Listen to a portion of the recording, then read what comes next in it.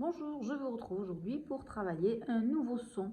Donc c'est le son qui va en fait faire que le E fasse le son E. Alors on va le retrouver dans l'écriture par exemple ici de deux lettres à côté, ce sera S. Donc ici le E ne fait pas le E, il va faire le E. Donc comment on va le coder? Eh bien E, S, comme dans escargot, c'est le mot référence que vous avez dans votre livre. Donc ça c'est S, et si on a E, S, S, E, là c'est comme S, donc on va le coder S, d'accord, avec le E en plus, S, comme par exemple dans prouesse. Une prouesse, c'est un exploit. Donc, autre orthographe pour lesquelles le E va faire le son E, nous avons aussi E et R qui vont faire R. Donc, comment on va le coder? R, R. Si on a E, 2 R, E, nous avons R, R.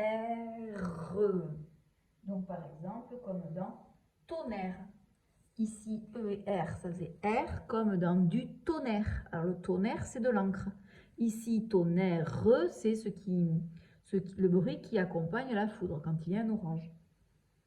Autre façon, quand le E fait le son E, le E avec le C. Donc là, c'est pareil, le E ne fait plus E, mais fait E. Comme par exemple dans sec, quand quelque chose est sec, c'est-à-dire qu'il n'est plus mouillé. Ensuite, nous avons E et L. Pareil.